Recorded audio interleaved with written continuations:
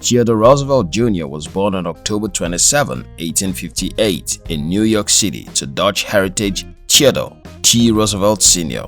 and Southern Belle Martha Mittie Bulloch.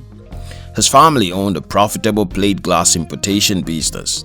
His poor health and debilitating asthma largely shaped Roosevelt's youth. However, he was energetic and mischievously inquisitive. His lifelong interest in zoology started at the age of 7 when he saw a dead seal at a local market. Having learned the rudiments of taxidermy, he filled his small museum with animals that he killed or caught, studied and prepared them for display. At age 9, he documented his observation of insects in a paper titled The Natural History of Insects. Roosevelt's father, a prominent leader in New York's cultural affairs, significantly influenced him. Family trips and tours to Europe in 1869 and 1870 and Egypt in 1872 shaped his cosmopolitan perspective. While hiking with his family in the Alps in 1869, Roosevelt noticed that he could raise his father. He had discovered the health benefits of physical exercise to alleviate his asthma and raise his spirits. He immediately began a rigorous workout and boxing regime to strengthen his body. His father and tutors mainly homeschooled Theodore. He was good in geography and bright in history, biology, French, and German, but failed in mathematics and classical languages. On September 27, 1879, he enrolled in Harvard College where he excelled in science, philosophy, and rhetoric, but continued to struggle in Latin and Greek. Theodore studied biology intently and was already an accomplished naturalist and a published ornithologist. Theodore engaged in rowing and boxing while at Harvard. He was once runner-up in a boxing tournament. Theodore was a member of the Alpha Delta Phi Literary Society, later the Fly Club, the Delta Kappa Epsilon Fraternity, and the renowned Porcelain Club. He was also an editor at the Harvard Advocate. In 1880, Roosevelt graduated from Harvard with an AB magna cum laude and Phi Beta Kappa, 22nd of 177. Theodore had inherited $125,000, the equivalent of $3.3 million in 2019, after his father's death, enough to live comfortably for the rest of his life. However, he gave up his earlier intention to study natural science and opted to attend Columbia Law School. He got married to Alice Hathaway Lee of Massachusetts at age 22 in 1880. Roosevelt did not remain at the law school for long, but chose to enter the New York State Assembly as a New York City representative, becoming the youngest to serve in that position at the age 23. Not long after, Roosevelt was speeding through various positions in the public service, including National Guard captain and New York Assembly minority leader. However, a major tragedy hit the Harvard top shot on February 14, 1884. It was the day his mother and his wife died. His wife had died of kidney failure 2 days after giving birth to their daughter, Alice Lee Roosevelt, and his mother died of typhoid fever. In a bid to find comfort, Theodore moved to Dakota Territory, where he lived as a cowboy and cattle rancher for 2 years, leaving his infant daughter in the care of his elder sister. There, he became worried about the environmental damage to the West and its wildlife. In 1884, he served as a delegate to the Republican National Convention. His 1886 attempt to re-enter public life was largely unsuccessful. He was defeated in a bid to become New York City's mayor. Around the same time, he married his childhood sweetheart, Edith Kamit Carroll. The couple would raise 5 children together: Theodore Roosevelt Jr., Kamit Roosevelt, Quentin Roosevelt, Ethel Roosevelt, Debbie and Archibald Roosevelt, including Alice. Roosevelt soon resumed his career trajectory, first as a member of the U.S. Civil Service Commission and as president of the New York City Board of Police Commissioners in 1895. Appointed Assistant Secretary of the Navy by President William McKinley, Roosevelt vociferously championed a bigger navy and agitated for war with Spain. Following the outbreak of the Spanish-American War in 1898, Theodore resigned from his position as Naval Secretary to become colonel at the 1st U.S. Volunteer Cavalry, known as the Rough Riders. While in Cuba, Roosevelt led the Rough Riders in a brave, costly uphill charge in the Battle of San Juan. He returned home as one of the most recognizable heroes of the war. On his return, the Republican bosses in New York tapped Theodore to run for governor, despite their reservations about his political allegiance. Elected in 1898, he became an energetic reformer, dismissing corrupt officials and enacting legislation to control corporations and civil service.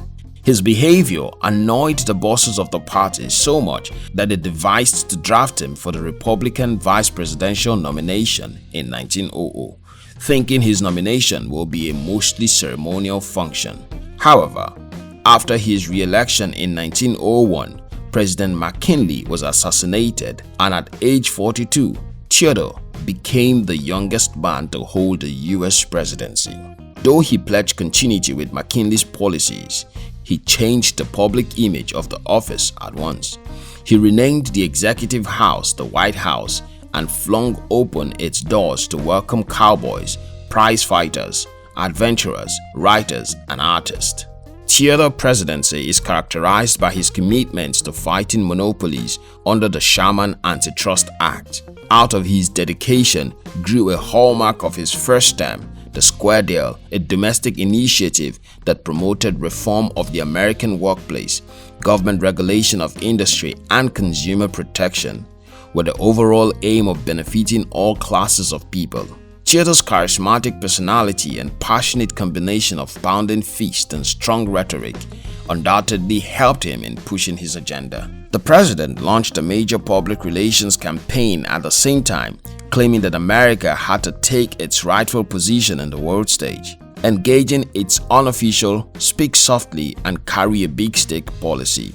President Roosevelt bulked up the US Navy and built the Great White Fleet, sending it on a world tour as a testament of US military power.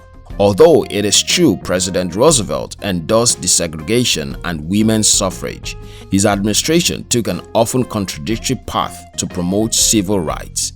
He frowned at racial prejudice and firmly supported a woman's right to vote in 1912. Roosevelt was also the first president to welcome an African-American, Booker T. Washington, as guest at the White House. The president was also known as the first environmentalist president of the country.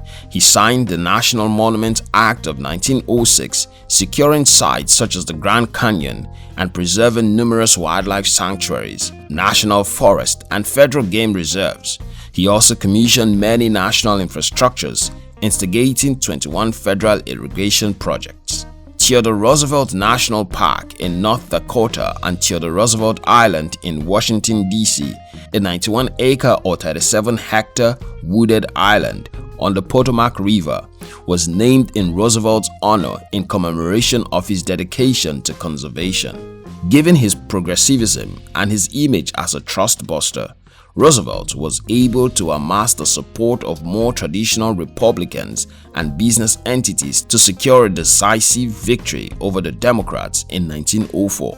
He became the first president to seek re-election since gaining the White House owing to the death of his predecessor. President Roosevelt, like McKinley, sought to bring the United States out of its isolationism and fulfill its duty as a world power. He claimed that America should speak softly and carry a big stick in the national affairs, and that its presidents should be able to use force to back up its diplomatic negotiation. He helped Panama to secede from Colombia in 1903 to facilitate the initiation of work on the Panama Canal, which he later declared to be his greatest accomplishment as president. The following year, after several European nations tried forcibly to collect debts owed to them by Latin American countries, Roosevelt issued a corollary to the Monroe Doctrine, stating that the United States would stop foreign intervention in Latin America. He also said that the US would police the hemisphere to ensure that countries paid their international debts. To prepare the United States for its expanded position on the world stage, the president sought to build up defenses of the nation. By the end of his presidency, he had transformed the United States Navy to become a powerful international force at sea.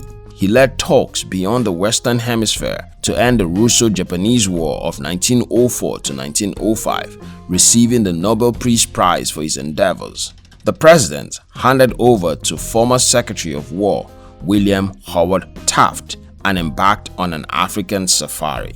But after 2 years of gathering specimens, speaking engagements, and traveling, including as a special envoy to England for King Edward VII's funeral, Theodore was dissatisfied with Taft's lax implementation of progressive policies and decided to run for the presidency again.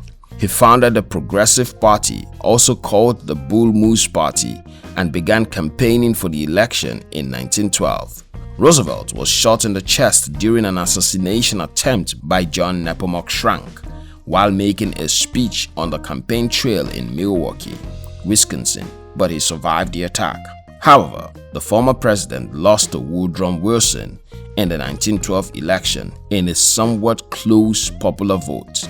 Roosevelt considered running again in 1916, securing the progressive nomination, but bowed in favor of Charles Evans Hughes, the Republican Party candidate. His political aspirations, however, would soon prove to be far from over.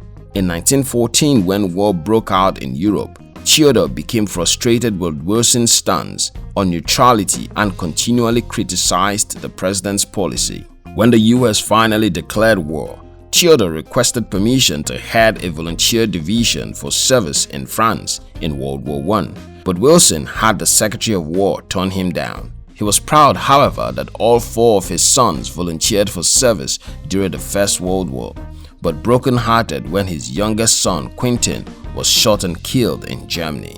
When Roosevelt was a young child, physicians found out he had a weak heart and told him not to stress himself but to get a desk job. However, he led a more productive life than others. Roosevelt wrote more than 25 books on a variety of topics outside his political career, including history, biology, geography, and philosophy. He also wrote a biography and autobiography, including The Winning of the West, comprising 4 volumes. After suffering a coronary embolism, Roosevelt died in his sleep on January 6, 1919 at age 60 in his Long Island estate, Sagamore Hill. He was buried in New York's Young Memorial Cemetery. Though he was refused the Medal of Honor for the Battle of San Juan Heights, Roosevelt received the decoration posthumously, in essence, the highest military service award in the US. He became the first president to receive the Medal of Honor conferred by President Bill Clinton. Thank you very much for watching our videos. We'll appreciate if you subscribe to our channel and share this video with your friends. We love you.